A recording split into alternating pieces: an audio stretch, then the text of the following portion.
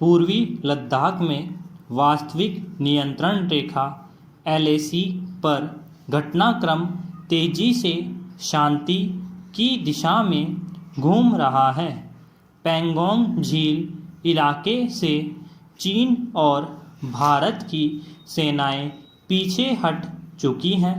शनिवार को दोनों देशों के कोर कमांडरों की 10वें दौर की बातचीत में तनातनी वाले डेपसांग, हॉट स्प्रिंग, गोगरा और डेमचक इलाके से भी सेनाएं पीछे हटाने पर मंत्रणा की गई। संकेत सकारात्मक हैं। बातचीत से पहले चीन के इस कबूलनामे को नया पैंतरा माना जा रहा था कि गलवान की हिंसक झड़प में उसके 5 फौजी मारे गए थे। शुक्र है बातचीत में कबूलनामे की कड़वाहट महसूस नहीं हुई। अगर कुछ और इलाकों से सेनाएं हटाने का रोड मैप तैयार होता है तो यह LAC पर शांति बहाली का एक और सार्थक कदम होगा।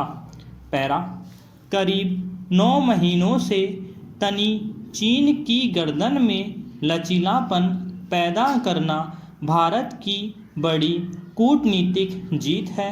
LAC पर चीन के हमलावर रुख का कड़ा जवाब भारत ने उसके खिलाफ आर्थिक पाबंदियां बढ़ाकर दिया।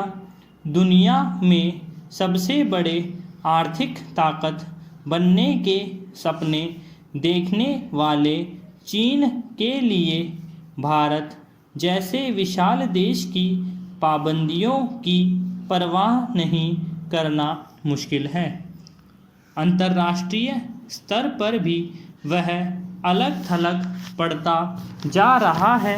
वह भारत के पड़ोसी देशों पाकिस्तान और नेपाल को भले अपने पक्ष में करने में कामयाब रहा और किसी देश का समर्थन हासिल नहीं कर सका। अमेरिका के साथ उसका पहले से 36 का आंकड़ा है। Britain, Australia, Japan, Canada, Vietnam और फिलीपींस के साथ भी उसके रिश्ते अच्छे नहीं हैं। उसकी चिंताओं और चालों में रूस की भी कोई दिलचस्पी नहीं है। चीन के विदेश मंत्री ने पिछले साल अगस्त-सितंबर में इटली, नीदरलैंड, नॉर्वे, फ्रांस और जर्मनी का दौरा किया था। दौरे का असली मकसद यूरोपीय संघ का समर्थन हासिल करना था, लेकिन तुषाराप्त हो गया। दक्षिण चीन सागर में हमलावर रुख को लेकर इन देशों ने चीन को जमकर फटकारा। इसके बाद चीन की अकल ढीली पड़ने लगी थी। पैरा पूर्वी लद्दाख के सीमावर्ती इलाकों से सेनाएं पीछे हटने से बेशक भारत और चीन के बीच तनाव घटेगा, लेकिन सीमा विवाद के स्थायी हल की मंजिल फिलहाल दूर है। चीन ने पिछले 9 महीनों के दौरान LAC पर जो हरकतें की, उनसे आपसी भरोसे की दरार और चौड़ी हुई है। चीन जिस तरह बार बार पलटी मारता है, उससे भरोसे की पुख्ता जमीन तैयार नहीं हो पाती।